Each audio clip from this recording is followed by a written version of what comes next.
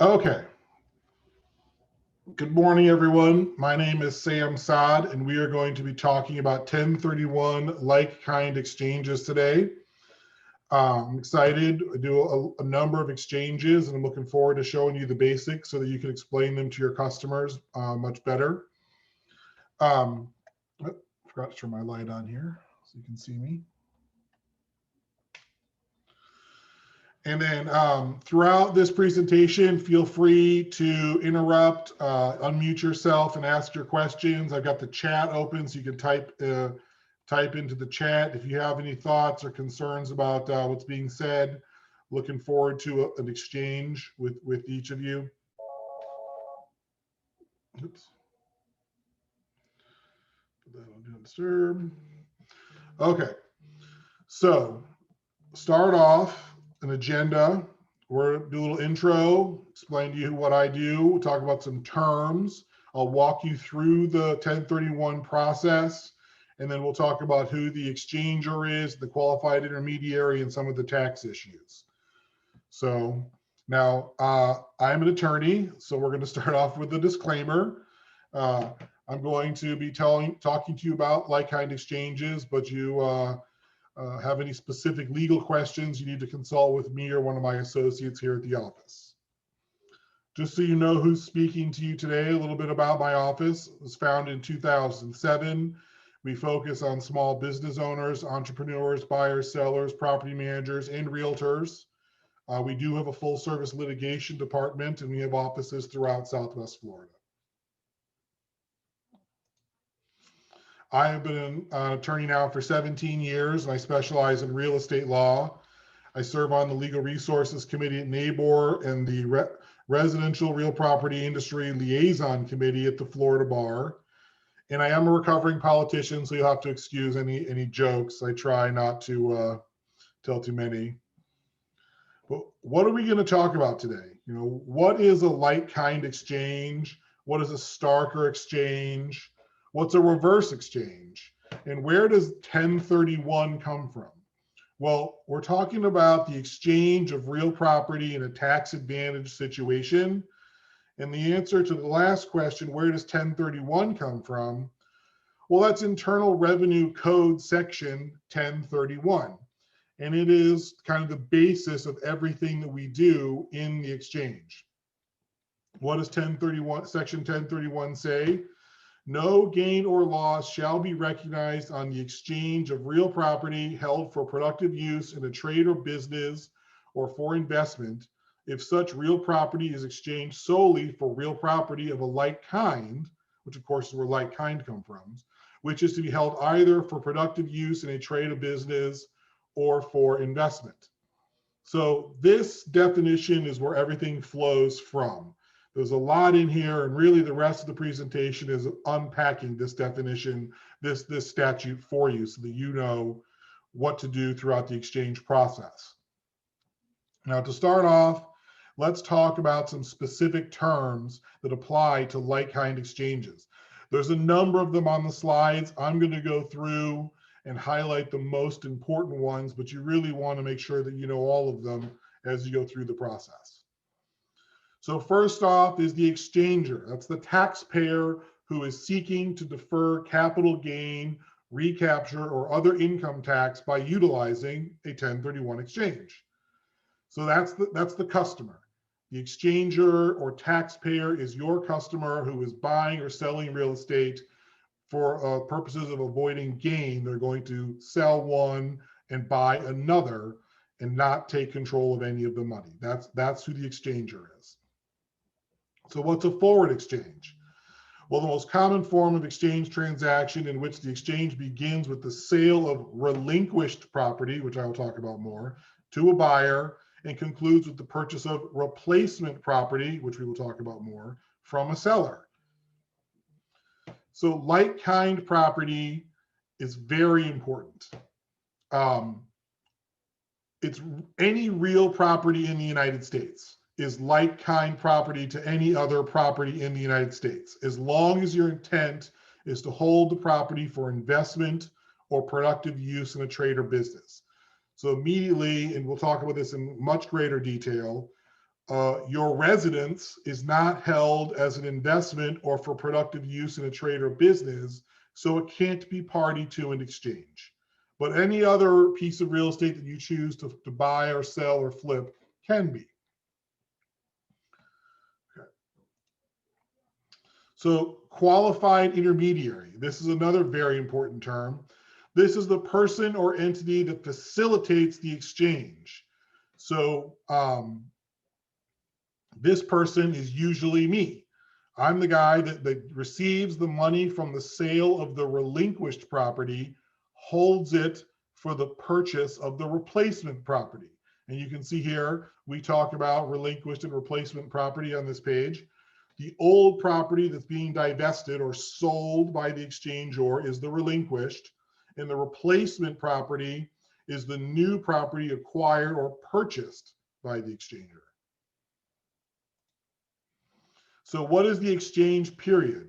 This is the time frame in which the exchanger must acquire replacement property. The exchange period starts on the date the exchanger sells the relinquished property and ends 180 days after that, or it could be a shorter period, and we need to worry about that right now because it's also the other limiting date is when the exchanger's tax return is due for the year when the relinquished property was transferred. So I'm going to pause here and explain this in greater detail. So if you are your regular human taxpayer, not an entity, you file your tax return on April 15th. Well, that is less than 180 days from now. As a matter of fact, the 180th day before April 15th was October 17th.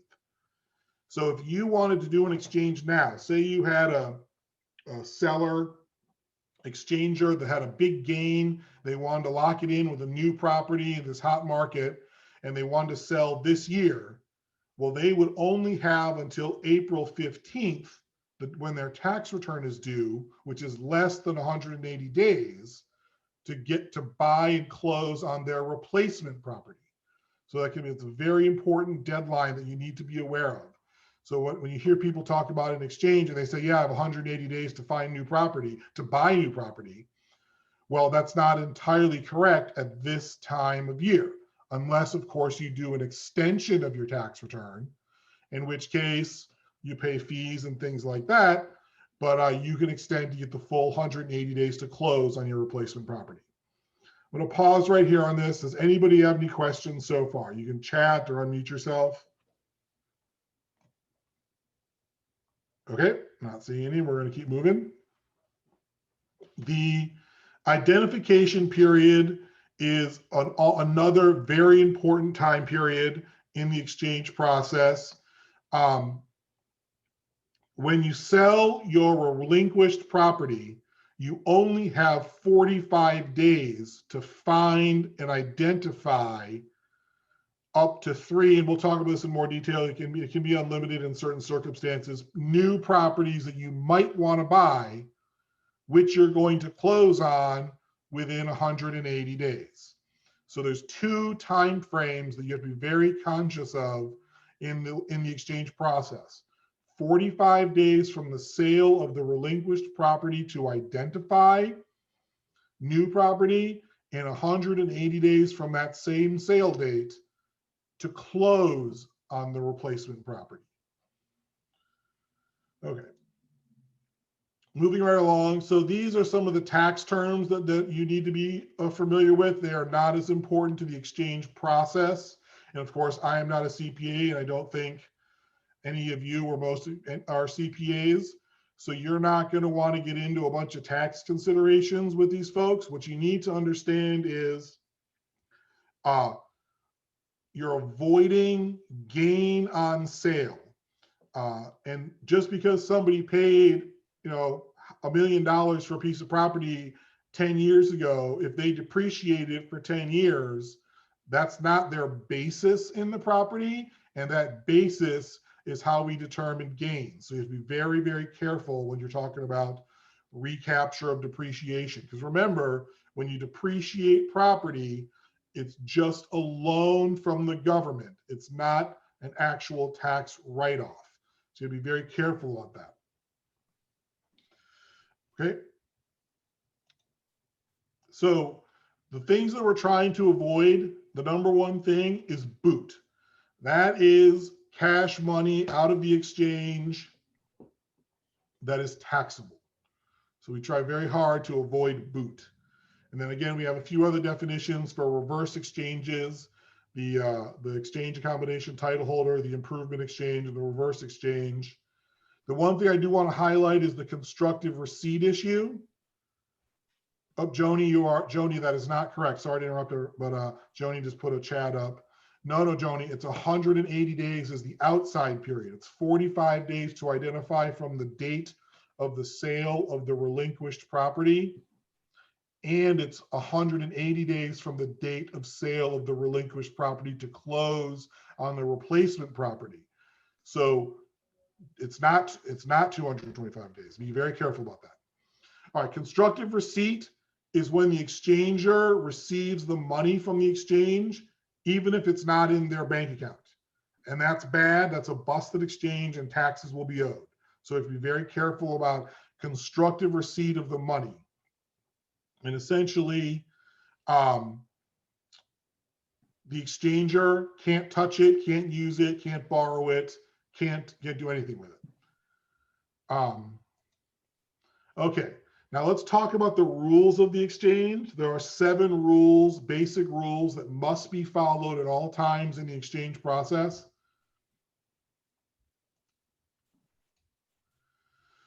Number 1, the property being sold and being acquired must both be held for investment purposes. They have to be held because they're rentals, use in a business, held for appreciation. It cannot be your primary residence, can't even be a second home unless that second home you rented for less than 14 days. There are a bunch of other things. So rental properties, of course, can be they can be depreciated and they can be exchanged, but second homes, no. So the exchanger must use a qualified intermediary to handle the transaction. Unless you do a true swap, property A for property B, and they are of equal value, then you can just trade deeds. Okay, any questions on this so far? I heard somebody pipe up. Yes, I have a question, Sam. Go ahead, Nancy. Is the exchanged property that they purchase, can it be used by them? Even if they're going to rent it some part of the year, can they use it as well? So again, I'm not a CPA and I don't get into a lot of those details, but my understanding of the basics of that rule is if the exchanger uses it for less than 14 days a year, so 2 weeks, it can be considered investment property if it's rented the rest of the year or held out for rent the rest of the year. Okay, thank you. Yep. So the exchanger cannot actually or constructively receive proceeds from the sale or the transaction will be disqualified. Actual or constructive receipt would say they went into, what's a good example? The title company held them too long, or they went into an investment account. That could be bad. It's got to go straight to the exchanger. And this number 4 is an important one, and it gets confused a lot. The taxpayer has to enter into the exchange agreement on or before the date of transfer of the relinquished property. I get a lot of calls from realtors that say, hey, my client wants to do a 1031 exchange. We just closed. Like, oh, you just closed means you just missed your opportunity to do an exchange. Had you called me prior to closing, even just prior to closing, I could have helped you. So it's very important that exchange agreement be signed prior to closing of the relinquished property. And it only takes a few minutes. So if it's the day of and a decision's been made, we can accommodate that. So next rule, the exchanger must identify the potential replacement properties by legal description, property ID, and address if available. It has to be within 45 days following close of escrow of the sale of the relinquished property. And it's midnight on the 45th day. And then again, you must not have access to any of the exchange proceeds during the exchange period. And the exchanger must complete the acquisition of one or more of the identified properties within 180 days from the sale of the relinquished property. That's the exchange period. All right, so now I'm going to walk you step by step through the process. But before I do that, anyone else have questions on the rules? I do. Marty, go ahead. What about the sale of a business that's out of state, and then the owner wants to invest in rental properties with the sale of that business? Does he need to let anybody know 45 days before the close of the business? So the sale of the business, when you say sale of the business, is he selling real property, real estate in the business sale, or is it just like assets of the business? No, like they're real properties. They're physical locations. Is it the only thing that you can exchange now? This is a change in the code from the Trump tax bill. You cannot exchange business property, equipment, and things like that. You can only exchange real estate now. So when you say you're selling a business, the real estate, the real property could be exchanged for new property here in Florida, for example. But the business assets that are not real estate, like the accounts receivable, the goodwill, and the intangibles, the equipment, those types of things are not subject to an exchange. It would have to be separated out, and you would pay taxes on that gain. But for the real property piece of the sale, you could put those into a 1031 and buy some new properties down here. Okay. Does that make sense? Yeah, it does. It just comes to mind that we might just have to come in and have a chat with you once this is all done. Sure. Well, shoot me an email. I'll put my email and my contact info in the chat at the end. And anyone who's got specific questions about their transactions, you absolutely can contact me anytime. Any more questions about the rules before I go through the process? Okay, so we're going to go step by step through the process. Step one, call your attorney, but discuss the transaction with them, because your qualified intermediary cannot give specific tax or legal advice to you, the realtor, or to your customer. So have the customer talk to their attorney or their tax accountant, see what their basis is in the property, see how much depreciation they've taken, talk to you, see how much gain they're going to have, and come up with a game plan. So step two, contact your qualified intermediary. The customer needs to sign an engagement letter with the qualified intermediary, and they need to sign an exchange contract that governs the exchange.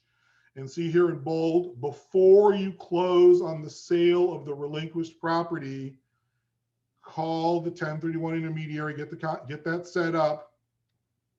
And then when the property is under contract, we can then assign the contract to the qualified intermediary for the relinquished, and then we can conduct our closing. So if you haven't already contracted, step three is contract for the relinquished property. And you enter into an assignable contract. That's a contract that can be where the buyer can transfer their interest in the contract to the exchanger. You execute the contract with the exchange language, and I'll tell you the NABOR and the FARBAR contracts already have the appropriate language in them for the exchange. You do not need to write into the other terms and conditions or the additional terms section, buyer, seller doing a 1031 exchange. It's all already in there. I've got the NABOR language right here so you can see it.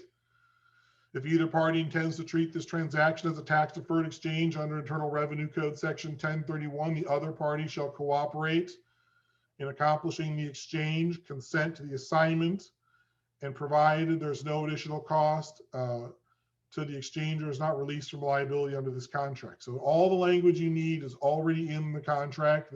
It's also in the FARBAR. So after you're in contract for your relinquished property, the next step, close on the relinquished property. Pursuant to the assignment agreement and exchange documents, the qualified intermediary has the closing agent directly deed the relinquished property to that buyer. You do not do a deed anymore from seller to QI to buyer. It's a direct deeding process. And then the money doesn't go to the seller. The money comes to me, the qualified intermediary, and I hold it in escrow until we find our replacement. So we've closed on our relinquished property. The identification period starts. You have 45 days. I'm going to say this 1,000 times so we don't miss it. 45 days to identify the replacement property from the closing date of the relinquished property. This is a hard date.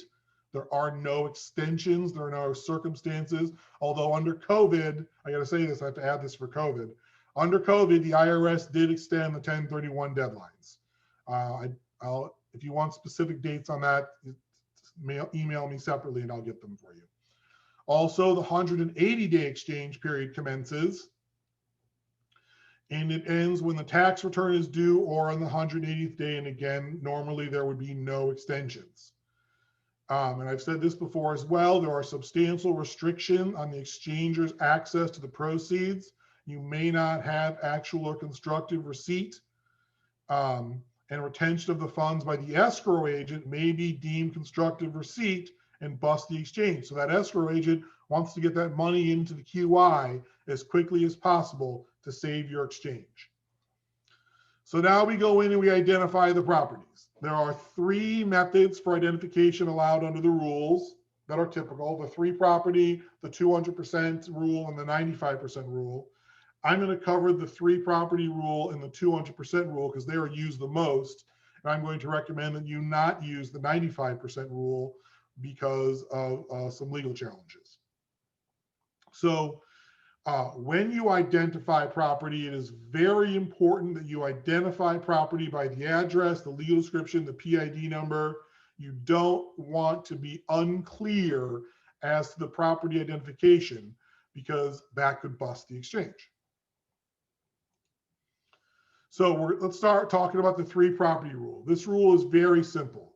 You don't look at fair market value. You don't look at purchase price.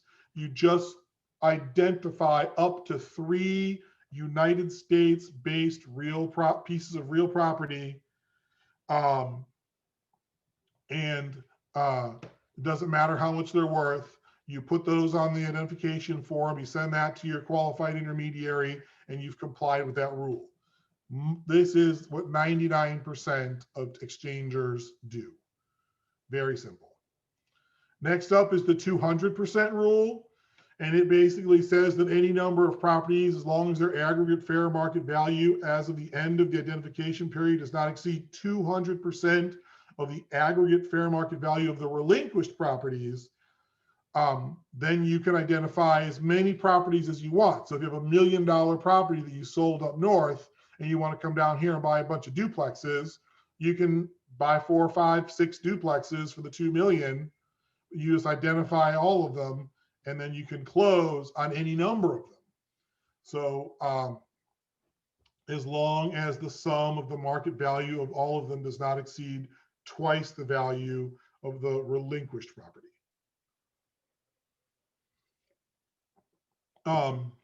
Typically, you'll use the listing prices as your determining factor, by the way.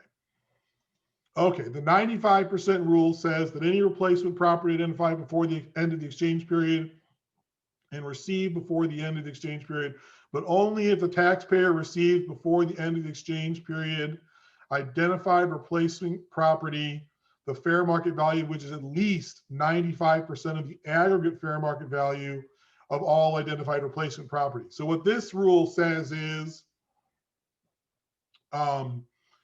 you can identify 1,000 properties, but you got to close on 95% of the value in order to qualify. And it's very hard to adhere to because there's questions about valuations. Don't use this rule. Don't rely on it. Jim is asking, all dates are calendar dates. Yes, Jim, all dates are calendar dates. We do not use business days, it's calendar days, and different from your typical real estate transaction. Very good question, Jim. The fact that your 45-day period or your 180-day period ends on a weekend or a holiday does not matter. It could be Christmas Day, and if it's the 180th day, the exchange is busted. So you got to close on Christmas Eve. Okay. Step 7, enter into a contract for the replacement property. You have sold your relinquished. You have identified replacement properties. You now know which replacement property you wish to purchase. So we have to enter into an assignable contract to purchase replacement property, execute the contract with the exchanger's name and or assigns with the language recognizing the exchange. And again, NABOR and FARBAR have the language, so you don't have to add anything to this contract either. And then you execute the assignment of the replacement contract to the qualified intermediary. Step 8, close on the replacement property. Pursuant to the assigned agreement in the exchange documents, the qualified intermediary instructs the closing officer to, again, directly deed the replacement property from the seller to the exchanger. And the money comes from the QI to the closing agent. And any extra funds after that go back to the exchanger and its taxable boot, taxable dollars. If you're trading up, which I strongly recommend you always trade up, it's usually when it makes sense, then the exchanger would bring in their money, I bring in the QI money, and we close with the total value of the replacement property. Okay, we've been through the transaction process. Any questions now on the steps? Yeah, Sam, I have a question. Yes, Nancy. When they identify the properties, with our inventory issues and multiple offer situation, what happens if they're identified properties, they never get one under contract? So if you identify, say you identify 3 properties, it's the 45th day, and on the 47th day, find out that all 3 properties were sold to somebody else. Right. The exchange is broken. It's irretrievably broken.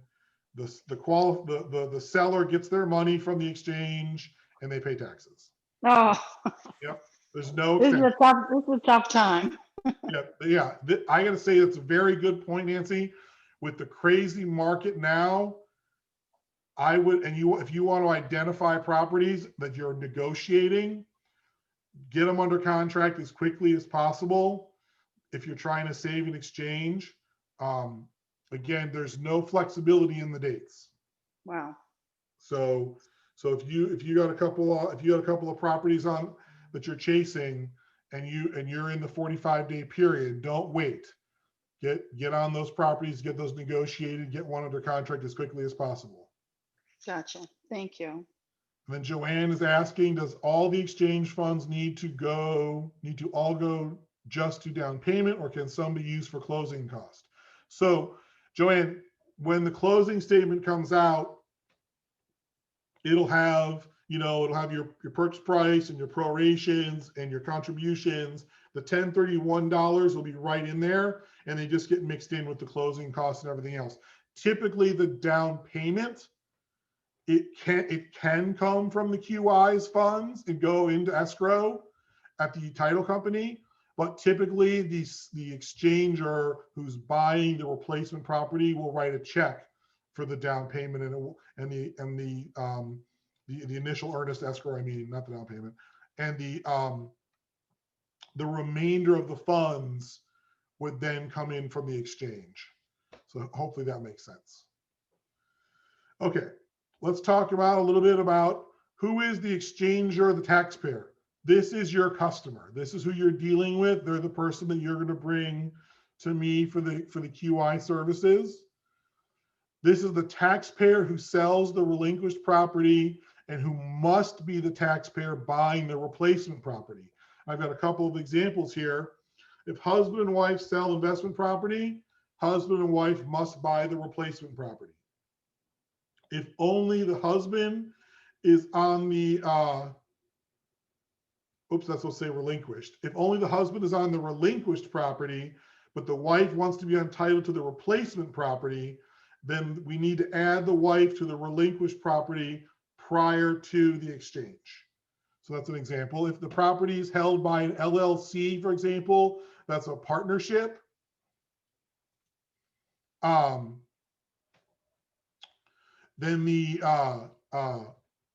all of the partners have to participate in the exchange, or you may need to do a drop and swap, and drop and swaps require planning. Remember, if it's an LLC, it's probably taxed as a partnership, and these rules apply. So be careful when someone says, no, my property's in an LLC, my partner's going to go out. Well, you have to make those arrangements prior to selling the relinquished property. So that's going to take some planning on the part of you and your customer. Come see me, we'll talk about it, we'll get through it. And remember, you need to hold the property at least a year, so it is a lot of planning. There is a tax court memo that says 4 months, but I don't trust it. It's not the best law to follow. I would say at least a year. Let's talk about who is the QI, the qualified intermediary. That's the person who conducts the exchange. It can be anyone who is not an agent of the taxpayer. A taxpayer's agent is their employee, attorney, accountant, investment banker, broker, realtor. Within anyone who worked with the exchanger within 2 years ending on the date of the transfer of the relinquished property. So if the relinquished property is closing January 1st of 2021, and you were the person's realtor, and any time in the previous 2 years, 2008, 19, or 20, you can't hold the money for the QI. And you don't want it anyways, because it's basically a huge liability if something should happen to those funds. The title company can be the QI in certain circumstances. So we can always use the title company if an exchange agreement is properly entered into. But of course, the smart choice is a professional with insurance and knowledge of exchanges. And I emphasize insurance in case, again, something happens to those funds, you want to make sure that you're taken care of. Any questions on who the QI or the exchanger is? Everyone understand? What does the QI do? They enter into a written agreement with the taxpayer under which the qualified intermediary acquires the contract, not the property, just the contract. They transfer the relinquished property to the new buyer. They acquire the contract from the seller for the replacement property and transfer the replacement property to the taxpayer. And again, the exchange agreement between the taxpayer and the QI must expressly limit the taxpayer's rights to receive, pledge, borrow, or otherwise obtain benefits of money or other property held by the QI. Be very careful. And so there's a list of other things that we do as QI. We prepare the documents, facilitate the exchange, and most importantly, hold and protect the exchange proceeds. Hang on to that money until absolutely required to do it. Kathleen, must the qualified intermediary be a Floridian? No, there are national QI companies that you could deal with. They're more expensive than I am, I'll say that, but they do exist. Any questions about the QI? Any other questions, I should say? Okay. So let's talk about avoiding boot. This is why we do an exchange. We don't want to pay taxes. So we avoid getting cash or other proceeds from the sale that would be taxable. So in response to that question earlier about selling a business, you only get to exchange the real property. If you receive money or non-like-kind property like business assets, then you would pay taxes on those. That would be the boot. Now, I do get the question under the contracts that we use for real estate, what about personal property? Well, I wrote in the notes here, NABOR assigns zero value to personal property, but really NABOR and FARBAR do, and fixtures are part of the real property. So to the extent that you're using a NABOR or a FARBAR contract and personal property is being transferred on a bill of sale typically, you don't have to worry about that because it's taken care of. It's for $0, or if it's fixtures, it's already part of the real property. Where you do have to get concerned, and I do see this quite a bit, when the buyer of the property is buying the furniture separately on a personal property contract, then you would totally keep that separate from the exchange and from the real property sale. And that's how you avoid dealing with any issues in between real property and personal property. And if you need a personal property sales contract, I have a little one-page form that you can use with your transactions. Just shoot me an email. To avoid boot, you should purchase like-kind property with a value equal or greater than the value of the relinquished property. Reinvest all of the net equity from the sale, and make sure the debt on the replacement property is equal to or greater than the debt on the relinquished property. So again, you're selling $1 million property and you have $500,000 worth of debt. Your new property needs to be worth at least $1 million, and you need to take out at least $500,000 worth of debt. So that can get very confusing. There is an exception to the rule. Let me mention this. The people ask this question quite a bit.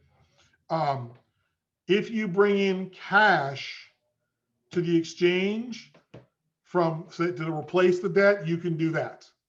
But any excess exchange funds will be boot. So you got to be very careful with your timing. You need an accountant to do the math. All right, let's talk about a few additional issues. I get asked this question a lot. When does the exchanger get their money back? After the 45 days is the earliest if the exchanger failed to identify replacement property within the 45 days.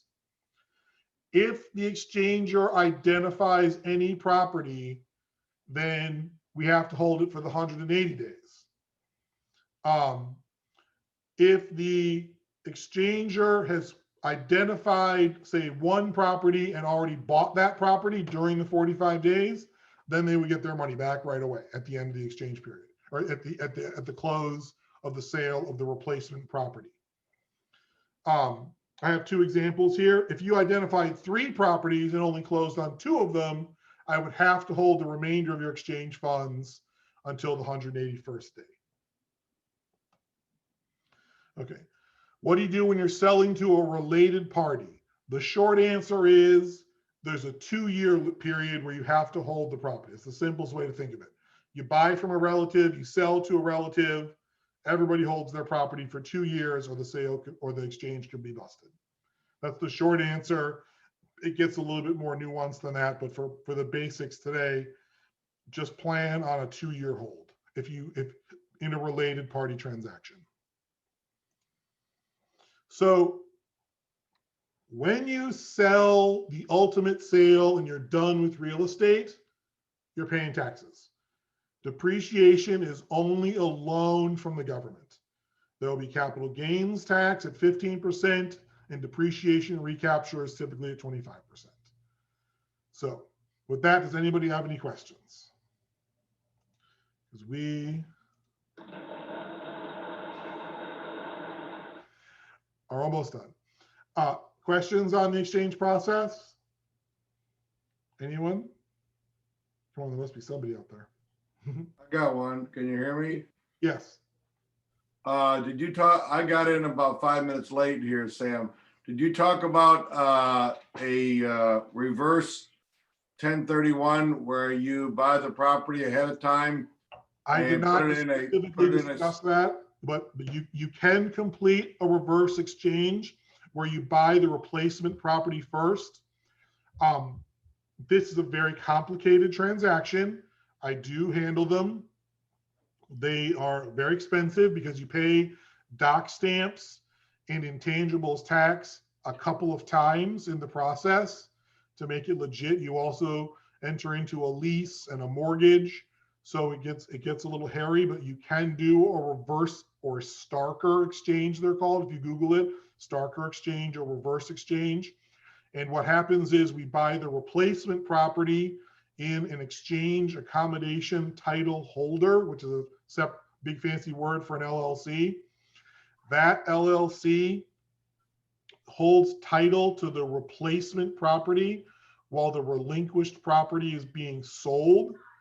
And there's a note and lease in place so that the exchanger can have access to the replacement property, say they wanted to do construction or get it leased up. And then when the relinquished property is finally sold, hopefully within 180 days of the purchase of the replacement property, so that you stay within the safe harbor period, although that's not entirely necessary. Hopefully within 180 days, you sell the relinquished property, and then you would unwind the whole transaction and transfer the replacement property into the exchanger's entity. So it's more than we're going to go into today, but it is possible, and I do them. If you have any questions, just grab me offline and we can go through it. Okay. Okay, Bob or Kathleen is asking, can an exchanger sell 2 properties and replace them with 1 replacement? Absolutely. You can sell 10 and buy 1. You can sell 1 and buy 10. Any real property in the United States that's held for investment or for business purposes can be flipped for any other number of properties. So Kathleen, you absolutely can do that. Bob, you're asking, what about changing rental property to owner primary property? So if you have property that you have bought that is a rental, and you say 2, 3, 4, 5 years later, you decide you want to move into it and convert it to personal property, you can do that, and you may not have to pay taxes. It depends on how you do the conversion, and that's really an accountant question to make sure that the conversion is done in accordance with the Internal Revenue Code. But you can convert business property to personal property, especially if it's not held in an S or a C corporation. Other questions? I do. Yes. If you're going to convert it to personal, can it be a second home? Yeah. Second home or primary residence is personal property. It's Gotcha. real property, but it's not held for investment purposes or business. So, Okay. so yes, you can do that. Thank you. Other questions? Anybody? All right, well, if that being the case, then let me put my contact information on the screen and put it in the chat. You can call me. That 784-5556 number is my cell phone. Feel free to call me anytime.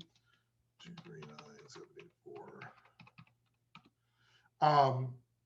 If you have questions, just shoot me a text or an email, and I'm happy to answer them. And I'll say thank you, everyone, for tuning in today.